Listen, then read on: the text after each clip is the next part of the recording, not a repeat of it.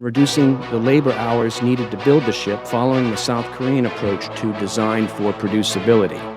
President Trump, he made a suggestion along those lines in an interview with the press, and it seems like the public would benefit from that. 2023, China added 30 ships to its fleet. We added 2. I think that's going to define the tenure of your time as secretary. You know, as you know, Hanwha's recently bought the Philadelphia shipyard, so they're going to look at enhancing that and making that better. So bringing their capital and skill sets here, I think will be important.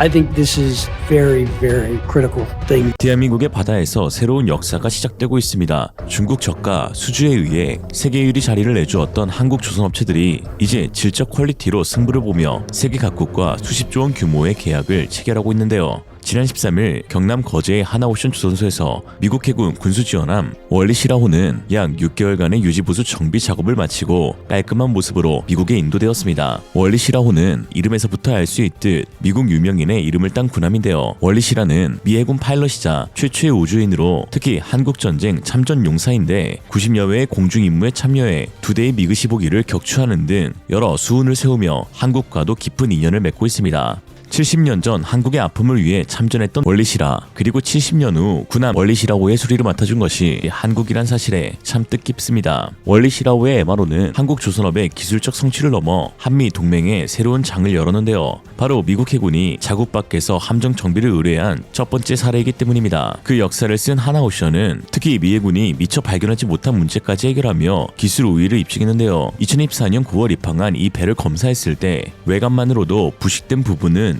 약 260곳이 발견되었습니다. 그리고 보안상 공개할 수 없는 주요 장비 점검, 교체와 운항 시스템 업그레이드 등 수백 곳을 손봤죠. 그러나 더 큰 문제가 있었는데요. 바로 눈에 보이지 않는 부분이었습니다. 검사 과정에서 미 해군이 예상했던 것보다 보수가 필요한 부분이 더 많이 드러나는데 대표적인 예가 선체 바닥 뒤편의 방향타입니다. 배를 도크에 올려 바닥을 확인하니 방향타가 원래 형체를 알아보기 힘들 정도로 망가져 있었죠. 엔진과 프로펠러를 잇는 중심축도 심하게 뒤틀려 있던 것이었습니다.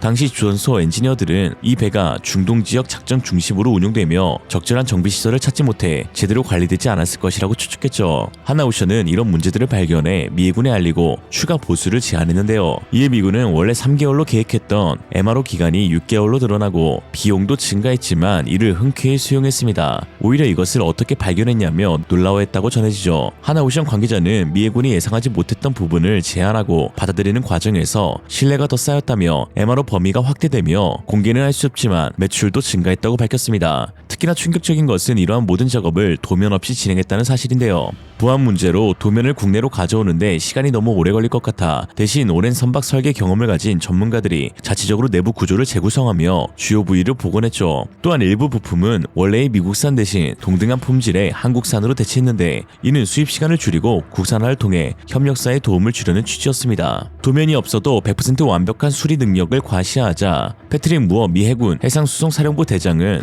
이번 성공적인 MRO는 역사에 기록될 만한 사건이라며 앞으로 더 많은 협력 기회가 있을 것이라는 기대를 드러냈죠. 한국 조선업의 이런 성과는 하루아침에 이뤄진 것이 아닙니다. 삼성중공업, 하나오션, HD현대중공업, 현대사모중공업 등 세계 1위에서 4위 조선소가 모두 한국에 있다는 사실은 오랜 시간 쌓아온 기술력과 산업 생태계의 힘을 보여주는데요. 클락슨 리서치에 따르면 2025년 기준 조선산업 척당 기준에서는 중국에 밀리지만 오히려 톤수, 수주 가격에서는 한국 기업들이 상위권을 독점하고 있었습니다. 이는 단순한 양적 성장이 아니라 질적 도약을 의미하는 거죠. 그리고 이제 상업 선박에 이어 군함까지 독보적인 세계 1위를 향해 달려가고 있는 조선의 조선입니다. 특히 지난 14일 도널드 트럼프 대통령의 측근 케빈 메카시 전 하원 의장이 한국에 방문해 존슨법을 개정해 한국에서 미 해군 함정을 건조할 수 있게 하겠다고 밝혔는데요. 존슨법은 미국 내 운항 선박을 자국에서만 건조하도록 규정한 법으로 미국 조선업 쇠퇴의 주요 원인으로 꼽히고 있는데 미국은 한국과의 조선업 협력을 제안했으며 미 의회에서도 관련 법안이 발의되고 있습니다. 현재 미국은 중국의 해군력 추격 속에서 자국 조선수의 한계에 부딪혔는데요.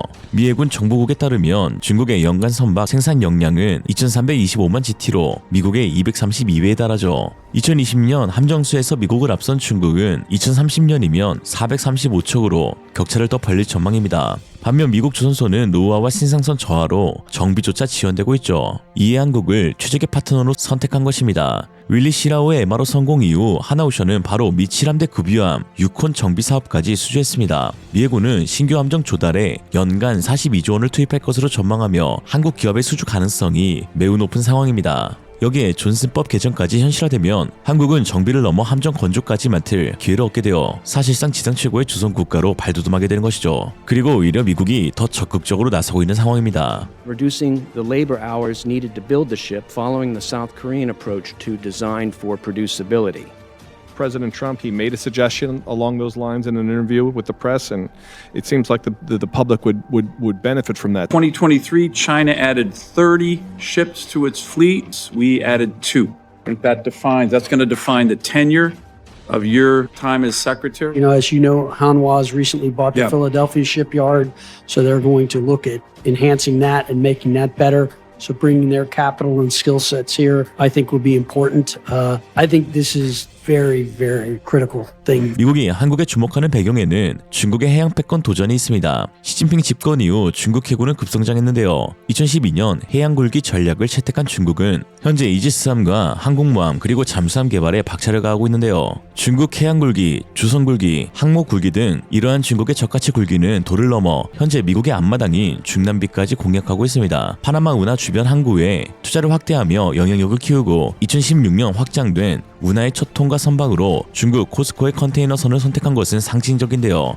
트럼프는 이에 맞서 운하 반환을 요구하며 중국 견제에 나서고 있는데 현실적으로 군함 배치로 인한 해상 영유권 확보가 가장 최우선입니다. 이런 상황에서 한국은 대안 없는 파트너로 떠올랐는데 한국은 기술, 제조시설, 안정적인 우방관계를 모두 갖춘 유일한 선택지니까요. 한편 미국이 중국 때문에 한국을 택했다면 미국 때문에 한국을 선택한 곳도 있습니다. 바로 캐나다인데요. 최근 트럼프의 관세 정책으로 인해 캐나다와 미국의 관계가 최악으로 치닫고 있어 그동안 미국이 의존했던 군함 건조를 한국으로 대체하려는 움직임이 포착되고 있습니다. 오타와 시티즌의 데이비드 플리제 기자는 미국의 변덕스러운 정책 속에서 한국이 안정적인 파트너로 주목받고 있다고 보도했는데요.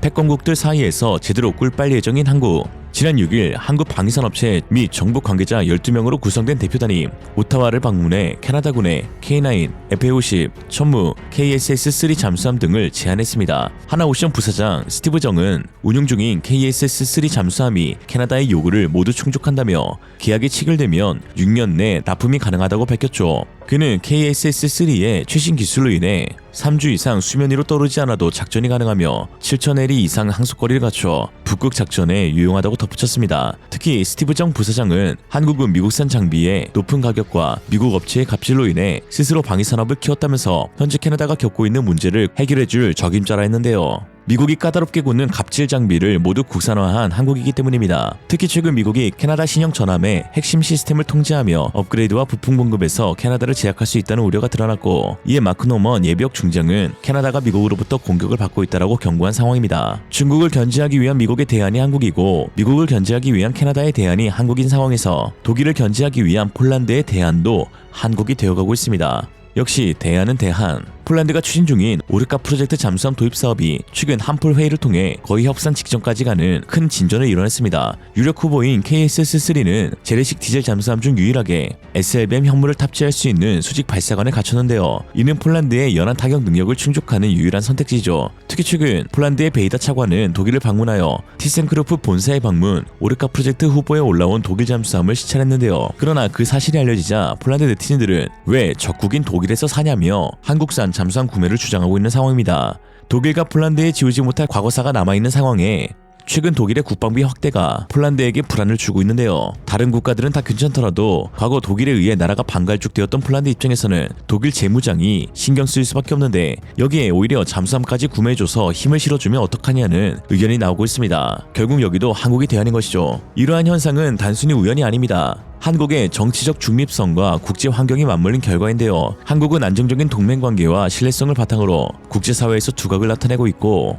패권 경쟁국이 아닌 우호를 유지하면서도 독자적 입장을 지키는 외교적 유연성을 갖춘 거의 유일한 국가입니다. 또한 한국조선업의 튼튼한 생태계 덕분으로 세계 최대 조선 도시인 울산, 거제를 중심으로 한 협력사 네트워크는 엔진, 부품, 기자재를 세계 최고 수준으로 제공하는데요. 이는 대형 조선소를 넘어 산업 전체가 유기적으로 작동하며 한 부분이라도 문제가 생기면 큰 타격을 받을 수 있는 선박 건조에서 한국이 늘 안전성을 유지하고 있다는 증거가 되고 있습니다. 윌리 시라우의 성공적인 MRO에서 캐나다와 폴란드의 관심까지 한국조선업은 이제 단순한 제조업을 넘어 글로벌 안보와 협력의 핵심 축으로 떠올랐습니다. 한국조선업의 바다는 이제 새로운 역사의 무대가 되었고 한국과의 협력은 다음을 진행하기 위한 꼭 필요한 절차가 되어가고 있는 것이죠. 오늘의 한 줄평, 다음 캐스트, 한국인 NPC와 거래 후 전설의 군함을 획득해 적들을 물리치십시오. 이상으로 리얼리즘이었습니다. 여러분의 생각은 어떠신가요? 현명하고 지혜로운 여러분의 의견을 지금 댓글에 남겨주세요. 감사합니다.